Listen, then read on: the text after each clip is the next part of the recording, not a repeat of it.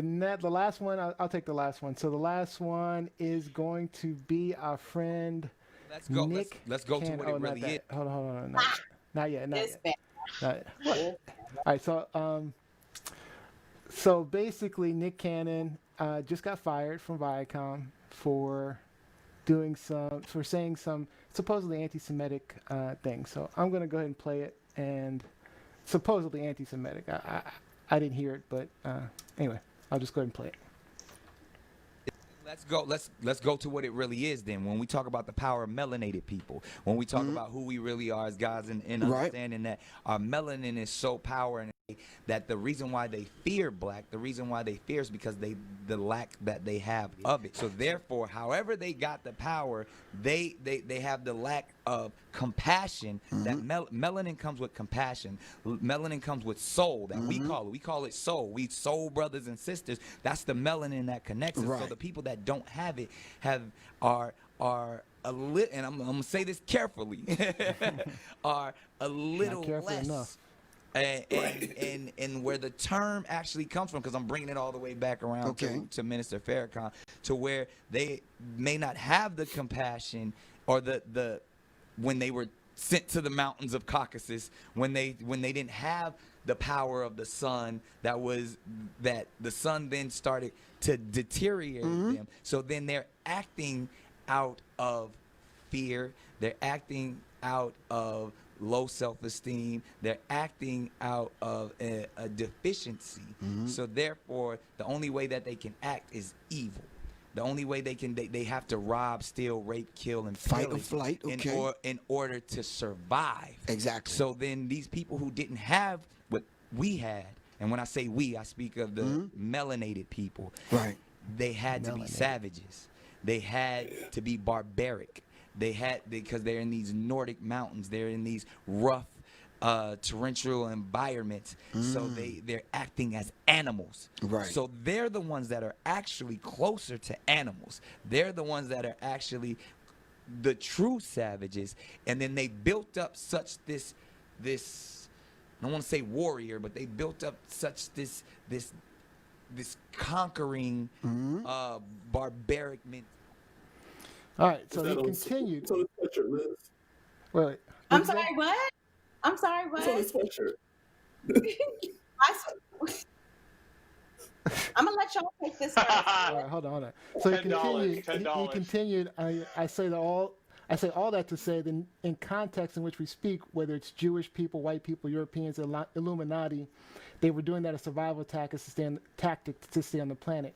He said black people are the true Hebrews. He referenced a number of anti-Semitic conspiracy theories, including, and I quote, the Rothschilds, centralized banking, the 13 families, the bloodlines that controlled everything outside of America. Then he actually, and for those that don't know, I didn't mention this earlier. For those that don't know, Nick Cannon, he hosted America's Got Talent. He's hosted The Masked Singer. He's got the show Wild 'N Out, which is the show he was actually fired from, and that's on BET. And anyway, so Nick Cannon responded. He said, for those that don't know, hold on. So he said, Viacom has been mistreating and robbing our community for years. Cannon added underpaying talent on their biggest brands like Love and Hip Hop, all of BET programming, and of course Wild 'N Out. Viacom's goal to keep me from providing for my family and lineage will be foiled. They can try to kick me when I'm down or force me to kiss the master's feet in shame, in public for shame and ridicule, but instead I stand firm on my square and my fist in the air, repeating my mantra, you can fire a boss. He also said in a pleasant turn of events, and the best blessing in all of this hurtful attack is the outpouring of love and support from the Jewish community. It's been amazing. I've spoken to many rabbis, clergy, professors, co-workers who offer their sincere help. I must apologize to my Jewish brothers for putting them in such a painful position. All right. I think Liz is. Yeah, Lizzie. question. Okay, Lizzie. All right, Joe, go ahead. Yeah. I take back what I said. I said I was going to kick it to, my fellow gents first, but I want to take this right off the bat because Antonio brought up a good point about Nick Cannon's statement where he was talking about all of the issues and the problems with Viacom. Where was he day before yesterday? Mm-hmm. Speaking about Yeah, Viacom. I agree with that. Only issue and problem with Viacom came when they fired his arse. Otherwise, he's Before happy that, with the money. happy with the money. He was happy with the checks. So spare me all of, oh, Viacom is this big evil empire. You were fine with the empire as long as they were paying you, as long as they were coddling you. And might I add, and this is on the internet, if you go back to, so Nick Cannon had a visual podcast in 2018, 2019, one episode which he filmed on the on Howard University's campus in Founders Library, where he's talking to a member of the Nation of Islam, and they're talking about interracial dating. And these are the same devils that he just basically described in that video that you just posted. But he said at the very beginning of that interview, why can't I date a black woman? Oh, why can't I date a white woman? Why y'all on me about dating a white woman? And so the young man that he was speaking to was talking about how he wasn't in tune with interracial dating and about how black men need to be focused on black women or whatever. And Nick Cannon then steadfastly stated, I can love black people and date my white girls too. My ex-wife is biracial. He acknowledged that his kids are light-skinned. His Mariah Carey, who is, I love my Mariah, and y'all better not say nothing nasty about Mariah. I love Mariah Carey. Mariah Carey's mom is a white woman from Long Island, New York. Her dad is an Afro-Latino, okay? And so the kids are odd. When you look at them, they look more biracial mixed than they do black, if you will. But Nick Cannon, in that interview was, defending his right to date a white woman, to be with a white woman. And so now all of a sudden we talking about devils and how they have come down against it. You cannot have it both ways, bruh. Yeah. You need to pick your side and choose it. And so you also need to, and this is my last point before I kick it to you all, I've been arguing about this online all day. And what people need to realize, because people are now saying, oh, boycott Viacom, they had no right to fire him. They had every right to fire him. What you need to go back and look at the contract that you signed with the company that you work for. There's a morals clause, and they can fire you for inflammatory speech or inflammatory actions, especially if it's something that's made publicly. You need to go back and try to figure out, okay, well, have I said things that's going to offend my company? Because when you speak publicly, you're not just speaking for yourself. You're also speaking for your company. Yeah. And people associate Nick Cannon with the shows that he has via Viacom. Right. And so if they feel that they are being misrepresented, they're going to fire him. Let me try to get Avi and Easton here. All right, Avi. Just to be clear, are you done, Liz, or? Go ahead, Avi, go ahead. So. I got hair, you don't, but yeah, I'm done. I got hair right here. So after listening to that diatribe, my first question to everyone here is, can we all safely assume that he's also a flat earther, or is that just me? Just me then, okay. All right, fair enough. So the grammatical errors, the leap of logic, the everything, it's just completely illogical what he said. I mean, I don't understand how any of that is even close to being scientifically truth. It reminded me of the In Living Color sketch when they had Farrakhan come on the Starship Enterprise in Star Trek, and he went off. Our younger viewers may not know what In Living Color is, but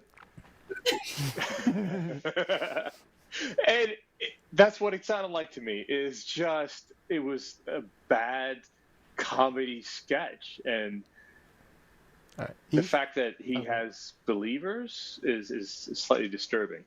East. Just for a little background, the guest on the show was a guy named Professor Griff.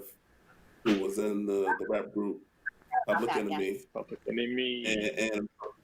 and Professor Griff has been accused in the past of making Medicine.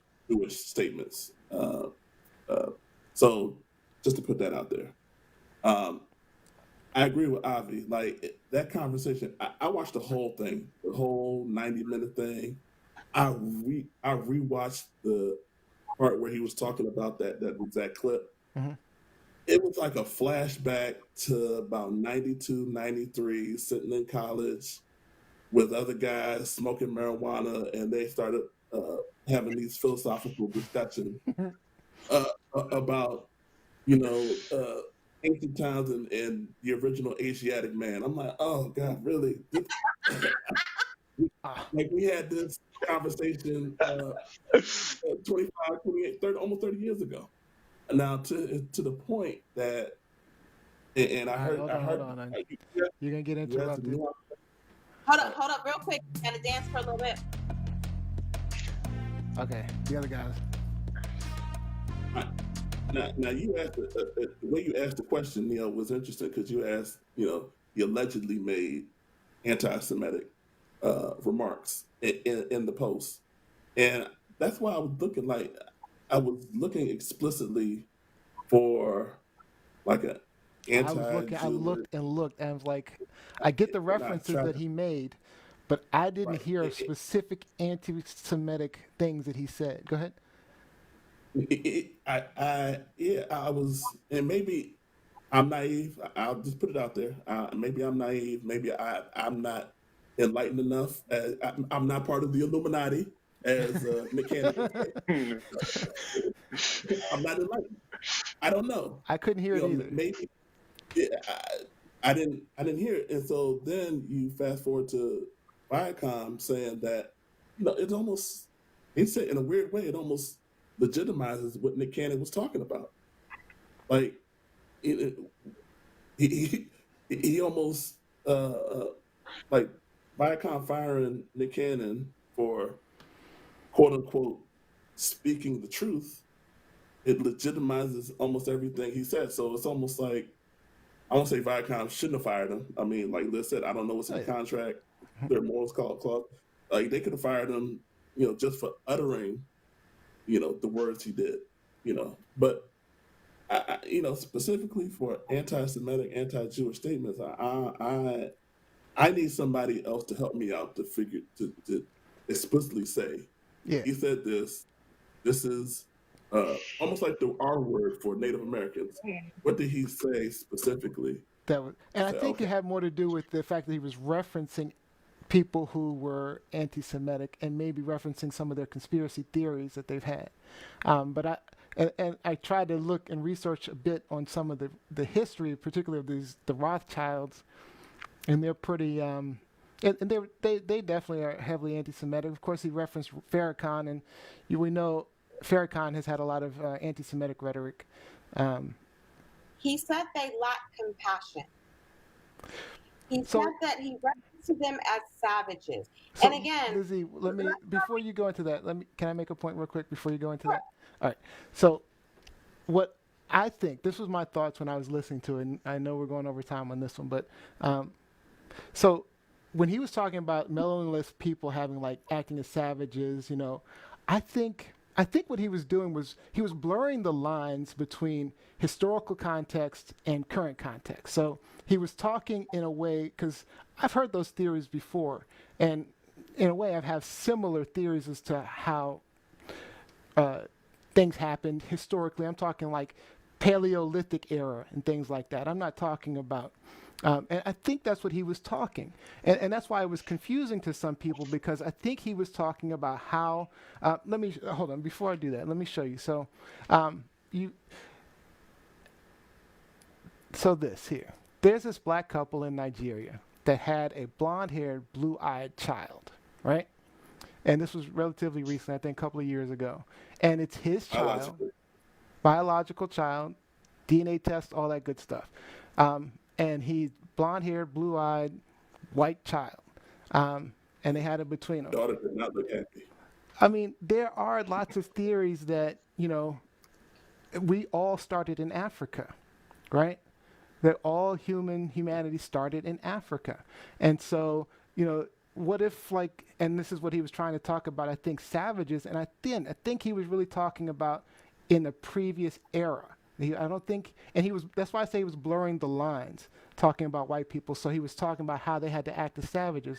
I mean, what if, like, they were, they were sent away, they had to migrate away because they were different in some way, because how did we diverge from white and black and all that other stuff? I mean, what if they were like, so he's saying they had to fight. If what you're saying is right, so then the Pangea happened, all the break of the continents, all of that. and then humans had to adapt because of their environments, so hair color and all that sort of stuff. Okay, he didn't really talk about that. See, but that's and what his he was connection that he was making. That's what I'm saying. He did make those connections that he needed to make. Right. Those were strings that he sort I think he was just repeating words that he'd heard from other people without the full context. It was diatribe. It was utter nonsense. You're not giving credence to what we accuse white folks of doing, and that's using coded speech. Like, just because he wasn't explicit and said, I hate Jews, or Jews are XYZ, doesn't mean that that's not what he was saying. That's like, Douglas we deal with saying dog whistles, which we deal with coded all the time. But I challenge, and I know we are at the end of the line for this topic here. I challenge everyone to go to CNN and look at the article that Kareem Abdul-Jabbar, a member of the Nation of Islam, who wrote about why we are not calling out anti-Semitism in Hollywood and in sports. Wrote it yesterday. So he wrote this even before Nick Cannon came out with this controversy, but he wrote it in the vein of Deshaun Jackson, Steven Jackson, and Ice Cube. And I guarantee you, it will give you, especially coming from a Muslim, it will give you a little bit of a different perspective of how we are being hypocritical when it comes to the anti-Semitism in this country and how it's almost accepted in our community. Yeah. The Sacha Baron Cohen a special that he did for HBO or Showtime, where called "This Is America." He goes undercover as Borat, whatever. Crazy. Oh my gosh, people just were People free with the anti-Semitic remarks, and I was just flabbergasted how they needed very, very little prodding just to get some of those thoughts and those words. I was incredibly stunned. I think when I saw that whole series, that's what came out. That's what I got out of it is, yeah, people in this country are also anti-Semitic, very badly. I think Nick Cannon should have apologized personally, because again, I'm not defending him. All I'm saying is I think he just made a mistake. I think he got lost in his thoughts and he wasn't clear. And so, and I know even on this show, I sometimes get lost in my thoughts and I forget words or I don't make connections between my thoughts and things like that. So I'm not defending him necessarily, because he does have I believe he does have some close to racist views, similar to Farrakhan in many ways. But again, black people have been held back for a very long time, and how else do you get up to their level? So, all right. So, that was a deep one. Man, we should have ended on something lighter. I should have done like tipping last or something. but that was really good. We got to continue that one somewhere down the line. Yeah, I agree. I think we've touched on some of that a little bit, but I think it's something